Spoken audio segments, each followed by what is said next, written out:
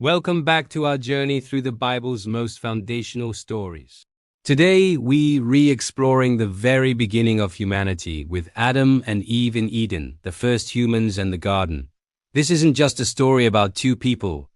It's about the dawn of our existence, the nature of choice, and the origins of our relationship with God.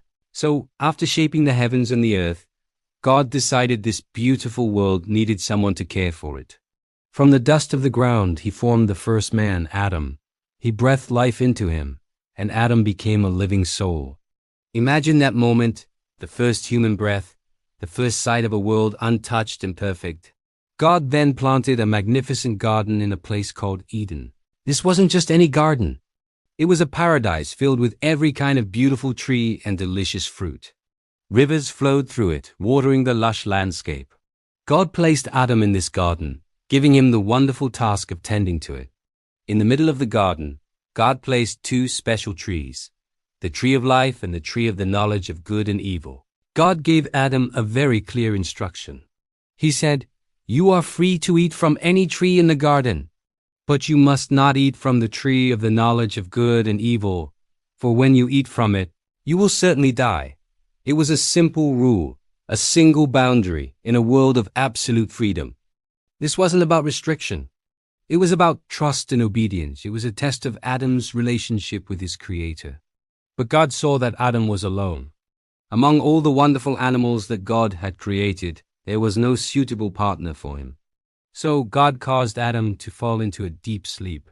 While he was sleeping, God took one of Adam's ribs and, from it, he created the first woman, Eve. When Adam woke up and saw her, he instantly recognized her as his counterpart, saying, "This is now bone of my bones and flesh of my flesh."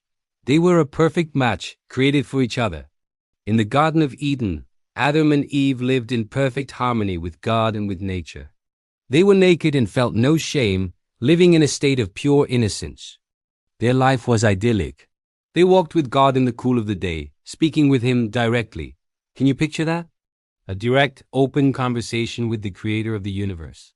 They had everything they could possibly need: a beautiful home, meaningful work, perfect companionship, and a loving relationship with God. The Garden of Eden represents a state of perfection, a world without sorrow, pain, or death. It was the world as God originally intended it to be, a place where humanity could flourish under His loving care. But this perfect existence was fragile, hanging on the thread of a single choice. The presence of the tree of the knowledge of good and evil meant that free will was real. Adam and Eve had the freedom to obey God and live in paradise, or to disobey and face the consequences.